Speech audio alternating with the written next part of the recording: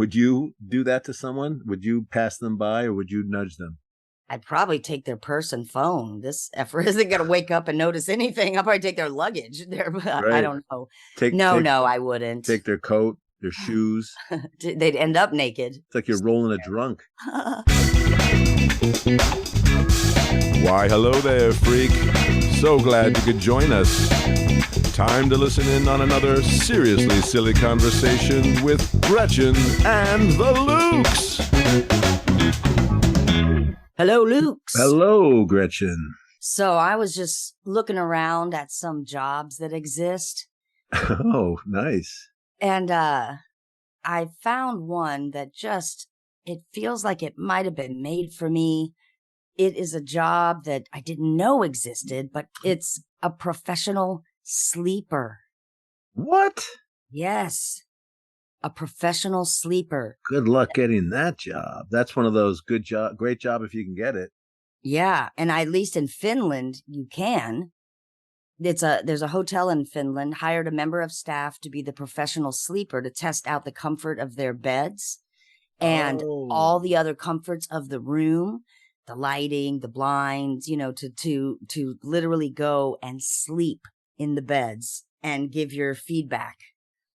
And it's a real job. Dang. And I don't know if I can get a visa. Like, I don't know if they would take, I mean, it's almost like, sure, anyone can sleep, but I mean, I can really sleep. Well, is that what they want, though? Do they want someone who can really sleep, or do they want someone who struggles to sleep and who finds the ability to sleep in the comfort of their hotel? Yeah, you're right. You're right. Because if you could sleep anywhere, like maybe you could sleep at a Motel 6. Oh man, you're right. I could sleep in the car in the parking lot of the Motel 6. And so maybe you need to pitch yourself differently than I could. I'm the person you might need to say, I can't sleep for nothing. That would be tricky. This is more a job for you because I couldn't fake it. Once I fell asleep, I have that sleep of the dead. I once slept through on an alarm I set for myself on my phone, and it was right under my head. And I was laying across some airport seats years ago, like waiting for my flight. And I slept through the alarm and all the people boarding, passing me. Finally, like one of the last women getting on the plane shook me and it woke me up. Oh my God. It was my plane boarding. But I was laying there with my phone literally like under my head, blaring the alarm. And it's kind of rude now that I think about it for all those MFers. Yes. Seeing me just laying there asleep. That was my first thought. If I was boarding a flight and I saw someone asleep with an alarm going off under their head, right by the gate, my first thought would be, I'll bet they're trying to wake up to board on this flight. Maybe I should help them out. People don't want to do that, though. They don't want to interfere. No, maybe I look sketchy. Maybe it's like, how would you look sketchy at an airport? What were you wearing? Were you naked? I don't know. No, I don't think so. I don't think I was dressed sketchy. Maybe were you drunk? Did you smell of booze? No, but maybe because I was so asleep, maybe they thought that I was like a drunk sleeping it off. I don't know. Personally, I'm not sure why nobody wanted me on that flight. Would you do that to someone? Would you pass them by or would you nudge them? I'd probably take their purse and phone. This effer isn't going to wake up and notice anything. I'll probably take their luggage. I don't know. No, I wouldn't. Take their coat, their shoes. They'd end up naked. It's like you're rolling a drunk. No, I probably would wake them up. I probably would nudge them. But where would you nudge them? Would you touch them? I mean, you would have to touch them to nudge them. And now all of a sudden there's physical contact. You think I could be charged with battery. Right? They wake up and they're like, ow, my shoulder. What did you do? Why were you pushing my shoulder so hard? I'm suing. So people are afraid of that, maybe? I don't know why you wouldn't. You're right. It is America. At the very least, it should have been someone that worked at the airport for that airline should have been on it. Yeah, that would have been nice. Did you make that flight? I did because of that nice woman who was literally like there was like the last 3 people. What did she say to you? She just said, are you waiting for this flight? That's all she said. Like, And I was like, yeah. oh my God, what? Yes. What time is it? Thank you. And then I got on, had to walk past all those people. Or it's like, I know, literally Every all one of of you saw me yeah, because I walk made a by. point to lay right by the seats that was right by where you enter, right in the Ugh. little walkway, so that I wouldn't miss, so that I would wake up and not miss it. Okay, but you know what? Why were you so tired? Well, I don't know. Who knows? I don't remember what flight that was or where. I feel like it was in Chicago. I don't know. I don't know what I was doing, but it just confirmed to me the sleep of the dead, which now upon What is that? Sleep of the dead. Explain that to me. just the way that I sleep, when I go to sleep, and I've heard this about some people with ADHD, obviously I don't know if everyone has this, but they call it the sleep of the dead. Like, we have sleep issues, and maybe don't sleep at normal times or intervals, and often can be kind of night owls, but there's this thing called the sleep of the dead. And I feel like that applies to me, because once I go to sleep, I am out. I won't hear anything, really. How do you wake up for things? Well, it gets tricky. I would Sounds like say, it depends. I mean, sometimes I'll hear an alarm, so it's not like I don't ever right. hear an alarm, but it misfires quite a bit. And I do, I will be in like a fugue state, and I'll hit snooze several times. Feels somehow like there's a long way to go from being asleep to being awake. Feels like a long journey. See, I pop right up. It's Whoa. interesting. You might be better for this professional sleeper job, because you're a very light sleeper. Yeah, and things would disturb me that the hotel would be concerned about. If there was extra noise anywhere near the room, I would complain. If Yeah. there was anything wrong with the pillows, I hate pillows that are too thick. I hate pillows that are too thin. I hate pillows that are too soft, that are too hard. I need them just right. Yeah, you would be perfect, because it's like if the hotel could please you, Yeah, then they could probably please anybody, right? I don't like sheets that are or blankets that are too light. I don't like them that are too heavy. I don't like smells really affect me. I have misophonia, which is a sensitivity to sound, light, smells, and energies. And that would be maybe the perfect person for that job, huh? Actually, it would be. You're right, because then you would notice all the little things that could possibly annoy someone, like blackout curtains, but maybe if they're not hung right, or gaps, right, where light comes in. Yeah, there's a gap in your blackout curtains. You need to fix that. And I could see you just noticing a lot of things being wrong, and then writing a great report about it. Yeah. And being happy to let them know. And just as willing to write a good report if I am able to do it successfully there. Yeah, like if the pillow was just right. Yeah. If the temperature. It would mean a lot to me. I would notice that. That's true. And they could put just a big, like a picture of you, your face with a thumbs up, like Mike approved. Wow, Mike fell asleep there? Oh crap. If Luke's can fall asleep there, it's gotta be okay. This must be ideal. Luke's approved. It could be a Luke's approved hotel. Luke's approved, yes, like a rating. In Finland or Norway?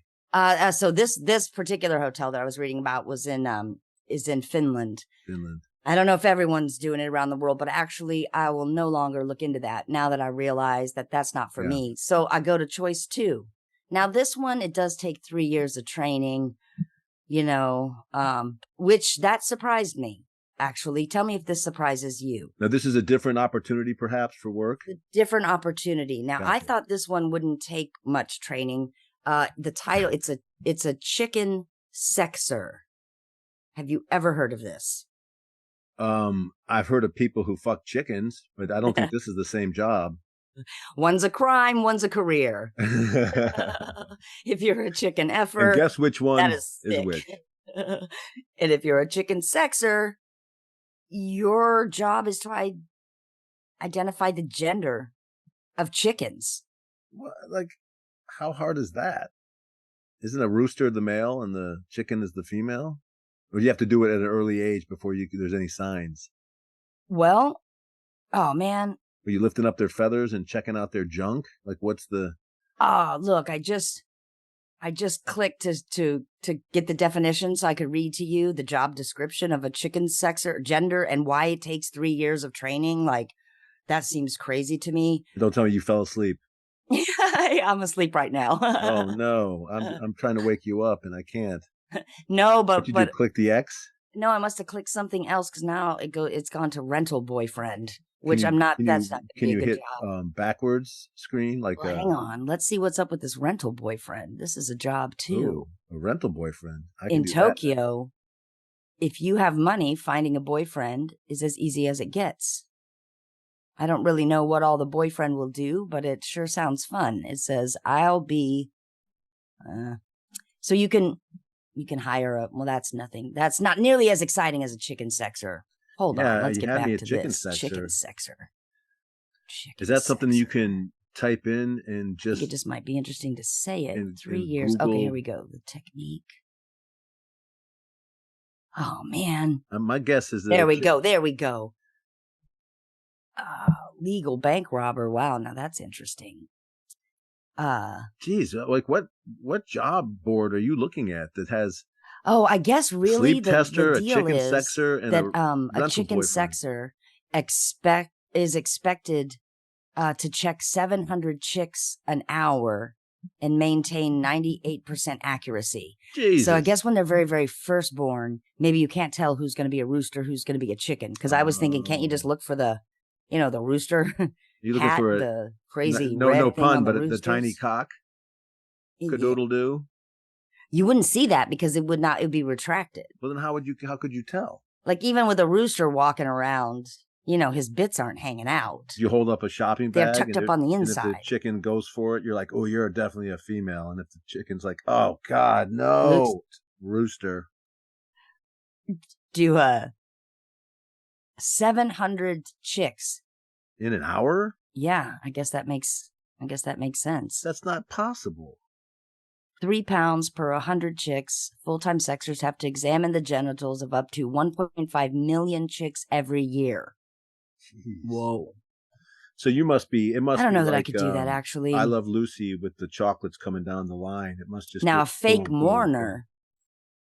That is a job. Oh, a fake mourner? They shouldn't call it fake. They should call it a professional mourner, just like they do with the hotel sleeping thing. Well, it sounds to me like you hire this person to come to a funeral so that it looks like there's and more emote people that like that person. Like douchebags. I'm thinking hire this maybe guy. how sometimes you need to help get a crowd going.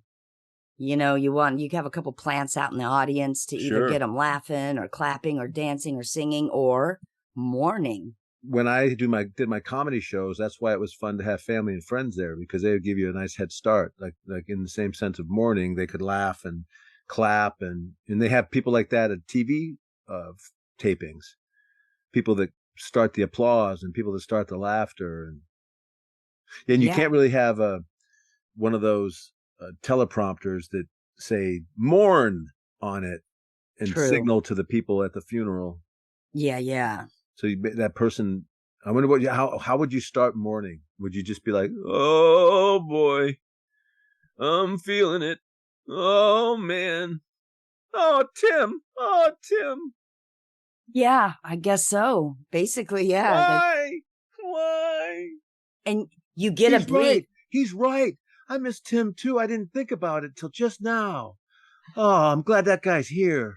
I didn't know exactly what emotion I was feeling, but now I thought for a minute I was happy that Tim was dead, and I got all this money inherited to me. But no. Now I know the appropriate feelings. I'm in mourning. Oh, that would be so strange. I don't know that I would like to be around dead people, and I mean, you'd have to have a very special set of skills. I mean, you'd mostly, though, be around the living people. I mean, there's one. You don't be the one dead person, probably. Yeah, you're not there to professionally. I don't think you need to professionally mourn if 9 people were killed at once, and I think those people can handle the sadness. Right. Just when the one douchebag dies and everyone's like, "Ugh, I don't know how I feel about this." And I guess you just you get like a brief about the person's life, so you know some of the basics, because I guess you're supposed to pretend you know them. I mean, you probably wouldn't admit like, oh, I'm part of the staff, I'm the part of the crew, the atmosphere. Yeah, how does you pull that off around like because if everybody knows the person, do you pretend like you're just the guy that no one ever knew? Yeah, I guess you'd have to make up. I feel like it might be kind of dangerous to have mourners as plants. That could stir up some drama. Right. Of like, I never seen that person. Have you ever seen him? No. What do you think he was up to? I don't know. Why is he so sad? Everybody knows Tim was a dick. Then they might think that's Tim's lover, secret lover or something. Was Tim gay? I didn't even know Tim was gay. Well, look, that guy's crying the most. Jeez. It's like he's being paid for it. Like lover's tears. As soon as the funeral was over, he stopped. On a dime. Oh my gosh. Well, I mean, I'm not really looking for work right now, but if I was, that would be a good job. Although I think I'd prefer the sleeping job. I think the sleeping one would be good for you. That makes sense. Yeah, the morning one, I'm not very in touch with my emotions, and especially the sad ones. Like I'd have to have in my ear, like I'd have to have like an ear plug or whatever, like a speaker in my ear, and it would have to be like the end of Rocky would have to, Adrian, I did it, and I said, oh God, I'd be able to cry that way. But otherwise, I don't know if I could manage to get some tears going. I was imagining you prepping for your job in the parking lot, just watching that scene before you go in, getting yourself all geared up. That guy, he came from nowhere, and now he's the champ. And oh man, he went the distance. He didn't win, but he went the distance, and that's all that really counts. He did it. And he's in love. All right, I'm ready to go in. Oh, Tim. I miss old Tim. If I can put the ethics aside, I think I would be a great professional mourner, because probably by the time I get there at the last minute, I'll probably be in tears anyway. I cry several times a day just from stress or life. True. And you'd be running late for that funeral. So I would have probably felt lost, a little bit confused, disoriented, flustered, show up in tears. Yeah. Just like a real live mourner. Yeah, you'd be more believable at that job. Definitely. They would probably test you beforehand too. They'd probably see, like, can you cry on cue? Can you wail without reserve? Are you able to like produce tears on demand? That's not easy. Like that's professional actors have a hard time with that. Even some actors need to put stuff in their eyes just to get the tearful reactions to a scene that is, pretty heady. I guess. Yeah. Although, I mean, I don't know. Well, you just got to pull on that trauma. Everyone's got some trauma. You got to tap into it in your mind. Comes right up to the surface. I don't know that I could do that one. Yeah, that one. Well, this is good. This is why if we were all good at the same things. True. We'd all just be at the one job. We'd all be trying to just be chicken sexers, or What does a professional mourner's resume look like? I wonder. Like. Oh man. Is there a list of dead bodies that he's mourned or she's mourned? You can get references. Oh, he was terrific. My aunt, who was a real bitch, died, and I was really afraid that nobody was going to care. But boy, once Gretchen came in and started crying, we didn't even know she showed up late, so we didn't even know that she was missing my aunt. And then all of a sudden, she just started weeping, and the rest of us just joined in. It was nice. Maybe 5 stars. You say like nice, kind things, interacting with others. Yeah. Help give you a review, like you said. They have to be like general enough to not give away your cover that you don't know the person. Yeah. Boy. Yeah, it's just a hell of a person, huh? Just a hell of a person. Best chicken sexer that the poultry business has ever seen. We're gonna miss there. Like she could tell 700 chicks per hour. That's how good. Easily. 700 chicks an hour. So sad. Can you imagine? I wonder if you would have, maybe you put together a short reel of your performances at other funerals. Oh, that's good. Yeah, I like that. Like how you're dressed, how you're crying, if it's realistic, if you don't want to upstage everyone. Yeah, and you don't want to show up in a tux. You want like an appropriate suit or a dress. You don't want an evening gown that's too overdressed. Then it looked like a plant. Yeah, yeah. Don't want to look like a plant, and you don't want to dress like an actual plant. It's not the time to wear. Not the time to be a fern. Costume. Not going to be a time to come as a daisy or a sunflower. Right, or that eating plant. Venus flytrap. Be honest, that fern was the saddest one of all of us that Aunt Lucy died. That fern just was weeping at the leaves. Such a sensitive plant. Did you know that was a professional mourner? No. That plant looked like a regular house plant. It really did. I thought someone had just donated it to the funeral. Wow, yeah, changing it up. Not just flowers, but a house plant. But that house plant was a professional mourner? Jesus, you just never know. You just never know. Well, she really did appreciate anthropomorphizing, but maybe it's true. Maybe it exists. All the objects have come out. She kind of got soil all over the funeral home. That was the only bad part. People were tracking dirt all over the place. She was a total plant. Well, that's the thing about looking for a job is you really have to try to find something that fits you. What's the weirdest job you've ever had? I was an assistant butcher one time. That was a pretty intense job. The butcher was kind of a dick. Ooh. You ever work for someone who is really cocky about what they do, and they're just mad that you're even there, that you would even dare to assist them? That was this guy. He's just like everything. Every one of his sentences started off with, because he had to explain it to me. You don't know how to make ground beef? Ugh. You don't know how to cut tripe? Ugh.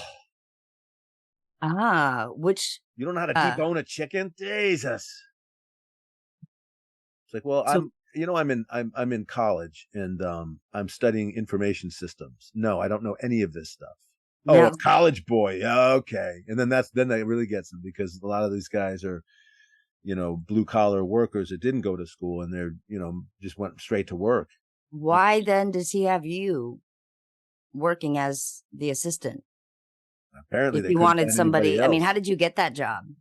I just applied. It was just in the paper, and I just saw that they needed somebody. Did you lie on your resume? No, I mean, cutting experience.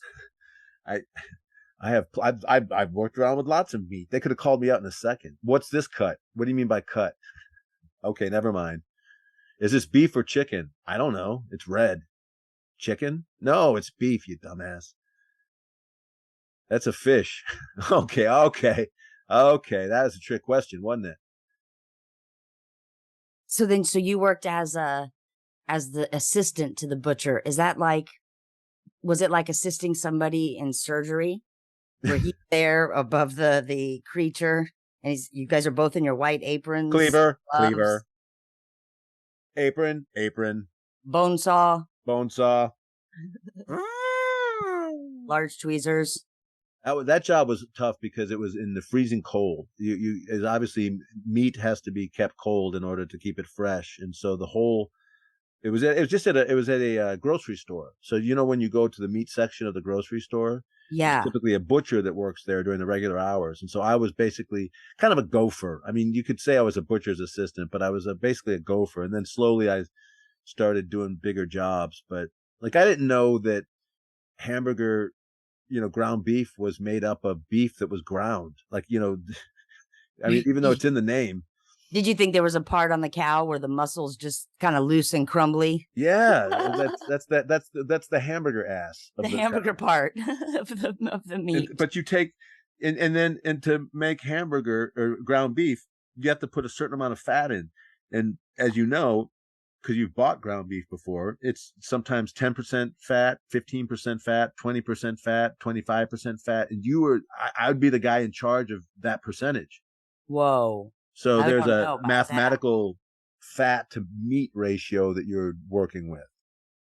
And then you put all that in a grinder, and then you're sort of catching as it comes out in 1 pound increments. So as it comes out, you're having to judge something that's close to a pound. So if it's too much or too little, they get mad, because he's like, people want to buy right around a pound or right around 2 pounds. They don't want 1.5 pounds. They don't want 1.23 pounds of ground beef because most recipes call for an even number. So I'm not trying to Complicated. make it sound like a hard job. But it was. It sounds harder than sexing chickens, and that takes 3 years before you can even do it. So you were Yeah, kind of just thrown we in didn't care there. what sex the chickens were. We just chopped them up and sold them. That's Right. how we were. Right. True. We were fine with that. What about you? Did you ever have a job that you regret? Oh gosh. Well, I don't know if I regret any of them. Do you regret your butcher job? Well, I must have because I took a different job halfway through the summer. That was a summer job, and then someone offered me a better job, and I told him to kiss my ass, and I went to the other job.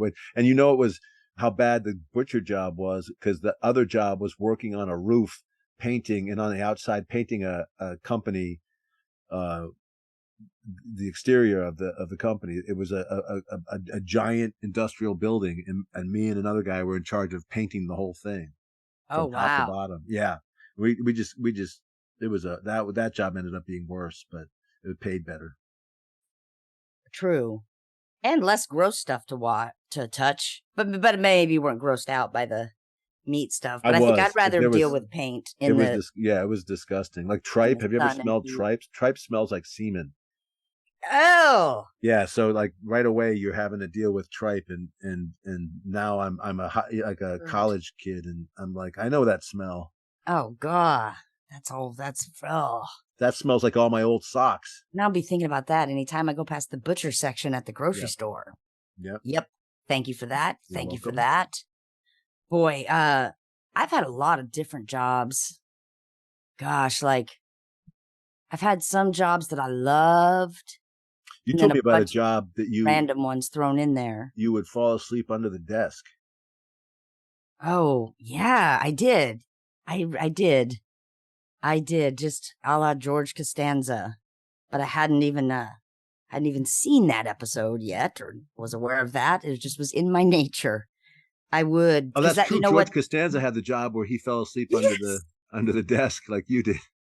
Yes. But you were before him, weren't you? Yeah, or I was unaware of it. I was unaware of that.